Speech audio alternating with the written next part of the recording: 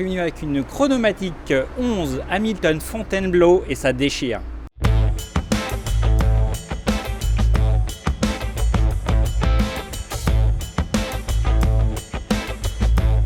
Ça y est, c'est reparti les amis, hein. On s'est éclaté grave avec Cédric lors de son passage dans Petite Montre entre amis avec sa Lip Genève Vénus Panda inversé, bref, on ne sait plus.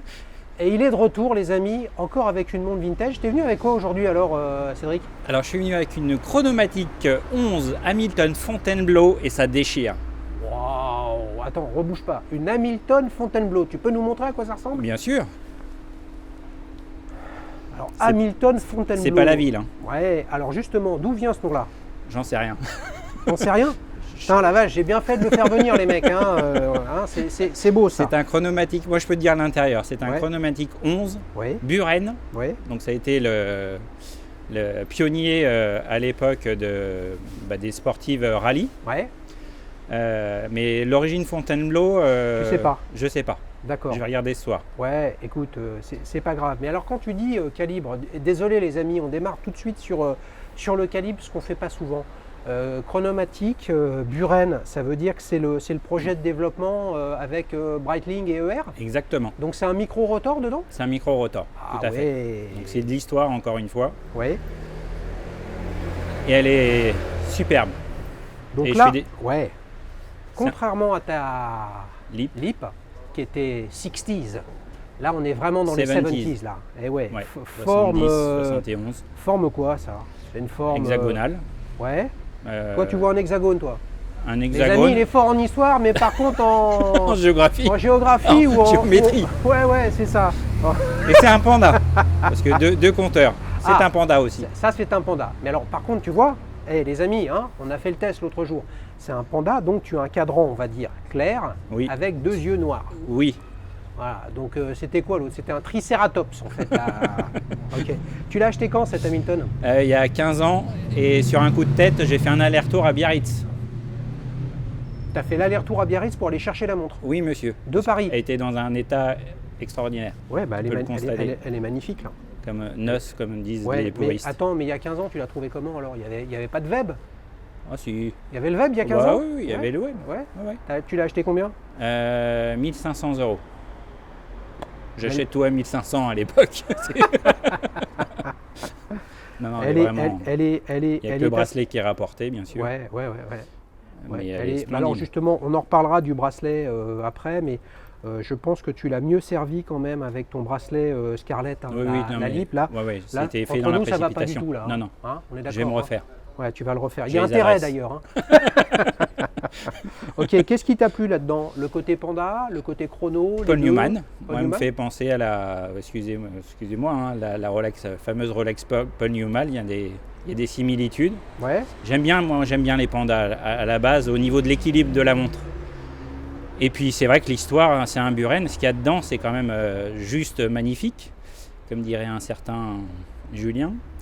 Donc c'était le design et ce qu'il y avait à l'intérieur. Je regarde beaucoup le mécanisme et l'histoire. C'est aussi un bout d'histoire. D'accord. S'il y a un petit détail que tu aimes beaucoup sur cette montre, ce serait quoi? J'aime bien les versos, les dos. Donc là, le dos, on voit éventuellement un H qui n'est pas vraiment le logo de Hamilton. Et puis le cadran, tu regardes le cadran avec les aiguilles. C'est... Attends, on a dit un détail quoi. Je t'en donnais deux. Ok, ça marche. Donc le dos. Ok, donc le fond de boîte, stainless steel. Non mais surtout le cadran qui est magnifique. J'aurais dû dire le cadran. Mais tu as aussi, le verre. est-ce un rapport avec les Carrera et c'est Monaco, la petite sœur de Monaco, oui, voilà, bien sûr. donc avec la couronne de remontoir qui est à gauche. Exactement. Qui est un peu le symbole de la montre à remontage automatique. Absolument. Parce qu'on n'a plus besoin d'avoir à portée de main la C'est une auto couronne. d'ailleurs. Bien sûr. Bah oui, calibre Buren, ER, Breitling, Hamilton. Le calibre 11, le fameux, etc. Avec un guichet date un vrai tracteur. à 6 heures. Ouais, bien sûr. Donc là, on a vraiment un beau cadran rond à l'intérieur d'une d'un ovoïde, je ne sais pas quelle forme c'est ça, géométrique je ne saurais pas te dire. Oui. On a compris qu'en géographie et géométrie, c'était pas ton truc. Ok, ça marche. Très vintage, mais vintage 70s. 70s, yes. On se rapproche un petit peu de choses diverses et variées que Leap a pu faire à ces époques-là. C'est vrai. On a vu je serais tenté de dire quelques nautic skis qui peuvent ressembler à ça. Ouais, non, pas la forme, pas au niveau de la forme. Pas au niveau de la forme, tu as raison, effectivement. Mais c'est dites-moi les amis si je me trompe et dis-moi ce que tu en penses, Cédric. Là, on est dans un symbole typique des années 70, c'est-à-dire il y a peu ou pas de cornes. Oui, tu as raison. Voilà, tu as raison. On a l'impression que tout est intégré. Exactement. C'est le fameux bracelet intégré, sauf que là, c'est un bracelet cuir. Oui. C'est ce qui amène la logique du bracelet intégré. Si tu avais une punchline, un truc qui déchire là pour dire ma Hamilton Fontainebleau, elle est quoi? Ce serait quoi alors ta punchline? Elle déchire. Elle déchire? Elle déchire. Ah ben voilà, c'est magnifique ça. Tu la portes souvent? Oui, régulièrement pour la faire tourner, pour éviter de faire une révision d'ailleurs. Ouais. Pour éviter que les huiles sèchent ou ce genre de choses? Exactement. Ouais. Il faut faire tourner ses montres, c'est un conseil que je donne. Bien sûr. Il faut que ça tourne. Tu les mets sur des winders, comme tu en as beaucoup? Sur des winders, des remontoirs automatiques? Non, faut pas exagérer. Non, je les remonte de temps en temps. Ouais. Tous les 15 jours. Ouais. Quand je les porte pas, mais sinon, non, pas de remontoir. Et comment tu t'y prends pour les remonter? Tu te fais un moment, tu te dis allez, je vais remonter toutes mes montres? C'est ça, je les regarde, je les bichonne, je les astique. Comme tous les passionnés. Tous les 15 jours, allez hop. C'est pour ça que je réduis la collection, ça m'en fait moins à remonter. Ah oui, ça y est, je viens de démarrer le chronographe, les amis. Il faut reconnaître qu'au niveau fonctionnel, là, les boutons poussoirs, ils ne ressortent pas beaucoup. C'est pas super pratique pour démarrer. Non, c'est vrai. Puis pour la remettre à l'heure, faut faire attention. Oui, je n'y touche pas. Faut pas avoir des gros doigts. Oui, je n'y touche pas. Mais c'est vrai que de ce point de vue-là, elle pourrait faire un petit peu déséquilibrer ces tout petits boutons par rapport à cette grosse boîte. Ouais. Tu l'as essayé au poignet? Non, mais je vais le faire. Je vais le faire tout de suite. Alors, comme vous le savez peut-être, les amis, mais bon, c'est vraiment un style et une période de l'horlogerie qui m'intéresse beaucoup. J'ai déjà repéré. Elle existe en. Il y a une autre version. Elle existe en 3 aiguilles. Exact. Et qui n'est donc pas chrono. C'est une grosse montre quand même. C'est une grosse montre, non, tout à fait. Pour ça, il faut l'essayer. Ouais, je suis en train de la passer au poignet, les amis, avec Mais je suis sûr qu'elle va t'aller. Ce bracelet Racing, ajouré pour pouvoir respirer, faire respirer le poignet du pilote. Ah ouais. Elle te va bien. Ouais, elle me va bien. Faut changer de bracelet. Elle me va bien, bien sûr. Non, mais le problème de ce bracelet, t'es mal tombé. C'est que je suis un malade mental du bracelet. Le problème de ce bracelet, il est assez simple, c'est qu'il est un peu trop épais, mais ça, c'est pas le truc le plus grave. Mais c'est surtout que c'est un bracelet en 22 mm de largeur au niveau des entrecornes et au niveau de la boucle. Alors qu'en fait, si tu veux avoir un bracelet qui fait élancer, qui fait beaucoup plus petit, il faut que tu aies un 22-18. Ouais, là, tu as un 22-22. Voilà.